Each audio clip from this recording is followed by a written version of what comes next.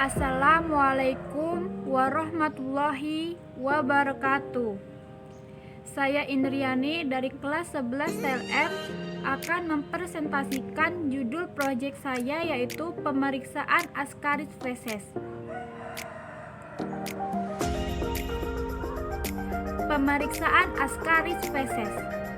Menganalisis sampel untuk pemeriksaan telur cacing.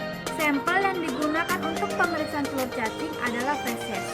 Feces adalah hasil dari digesti dan absorpsi intake, asupan air, makanan peroral, saliva, cairan lambung, cairan yang berasal dari pankreas, dan cairan empedu yang semuanya berperan pada proses pencernaan makanan.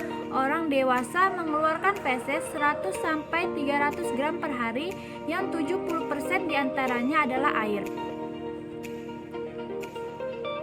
Sampel representatif. Untuk melakukan pemeriksaan telur cacing Ascaris, pengambilan sampel harus representatif.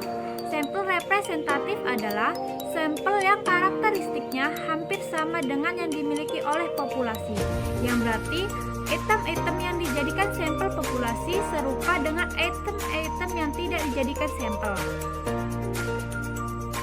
Pengambilan sampel feces yang benar secara mikrobiologi.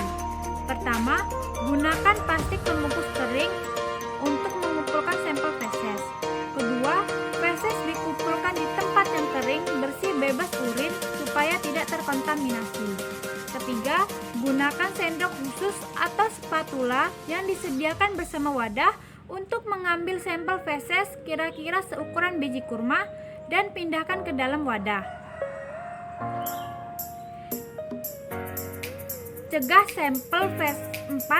sampel feces bercampur bersama urin. Kelima, setelah sampel feces terkumpul di dalam wadah, tutup rapat wadah. 6.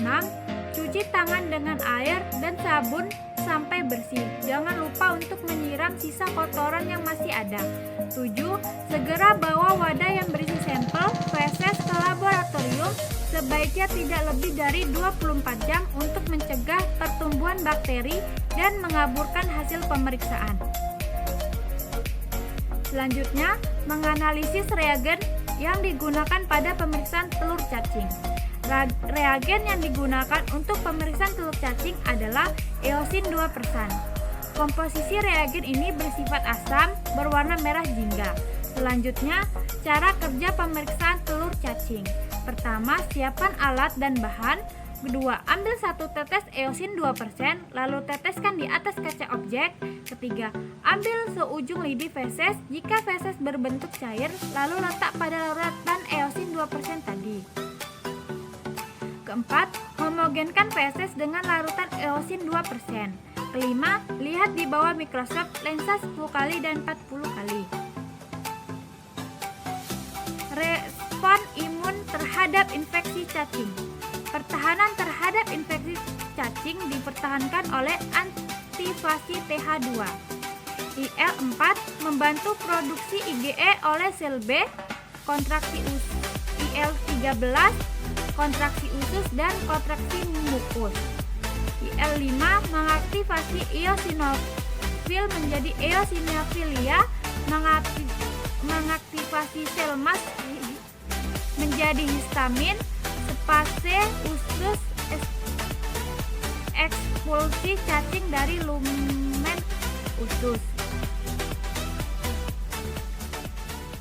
Pada infeksi cacing, eosinofil lebih efektif dibanding sel leukosit lainnya karena granul mengandung lisozim yang lebih toksik dibandingkan enzim proteolitik dan ROI yang dihasilkan oleh neutrofil dan makrofag. Terakhir, peningkatan jumlah eosinofil dalam darah menunjukkan adanya infeksi dengan suatu parasit. Jadi kalau eosinofil kita naik, biasanya menunjukkan adanya infeksi dengan suatu parasit. Nah, selanjutnya ada brosur cegah cacingan dan 4M. Kita bisa membuat brosur untuk mengajak masyarakat Indonesia supaya mencegah cacingan dengan 4M, yaitu menjaga kebersihan dari diri dan lingkungan, menggunakan alas kaki saat keluar rumah, mengkonsumsi makanan dan minuman yang bersih, Minum obat cacing Convermax 6 bulan sekali. Selanjutnya masuk ke sedimen feses. Jadi pemeriksaan sedimen feses ini termasuk pemeriksaan mikroskopis feses. Nah, berikut unsur yang terdapat dalam feses pada pemeriksaan sedimen feses. Kita lihat di gambarnya ada sel epitel,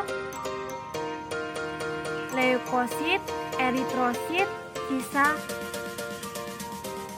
kristal asam, lemak, dan lain sebagainya. Kita lihat saja di gambarnya ada beberapa unsur feses pada pemeriksaan sedimen feses.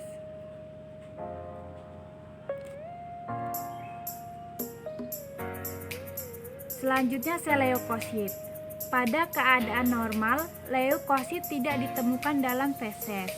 Leukosit biasanya didapati pada infeksi yang disebabkan oleh bakteri. Untuk pemeriksaan leukosit, sampel feses yang diambil pada bagian yang berlendir. Pemeriksaan leukosit ini pada feses termasuk pemeriksaan mikroskopik feses. Gambaran hitung jumlah sel leukosit. Pada saat seorang terinfeksi cacing, maka jumlah eosinofilnya meningkat dari nilai normalnya yaitu 1-3%. Jadi 1-3% itu nilai normal eosinofil. Selanjutnya ada pembahasan tentang pemeriksaan pewarna tekstil dalam makanan. Setelah tadi pemeriksaan feses dan sekarang ada pemeriksaan pewarna tekstil dalam makanan. Nah, ada prosedur pemeriksaannya. Yang pertama itu siapkan sampel, misalnya sirup dan soda kue. Kedua, membuat larutan soda kue dengan cara larutkan soda kue dengan air. Nah, yang ketiga, masukkan sirup ke dalam gelas lalu teteskan larutan soda kue. Keempat, tunggu hingga 2-3 menit agar terjadi reaksi apakah ada perubahan warna atau tidak.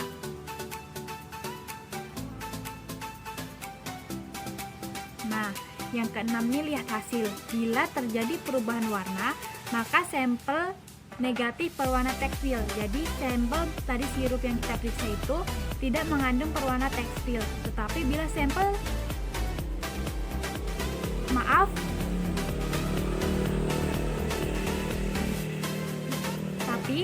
bila sampel tidak mengalami perubahan warna, maka sampel positif pewarna tekstil. Jadi jika berubah warna dianya negatif, tetapi kalau tidak berubah warna dia positif. Nah, media promosi untuk menyampaikan bahaya pewarna tekstil itu, media promosi yang cocok menurut saya adalah brosur. Nah, contohnya seperti yang saya gambarkan pada slide berikut adalah brosur tentang bahayanya pewarnaan tekstil. Mungkin itu saja yang dapat saya sampaikan di presentasi saya kali ini. Semoga bermanfaat. Saya akhiri. Wassalamualaikum warahmatullahi wabarakatuh.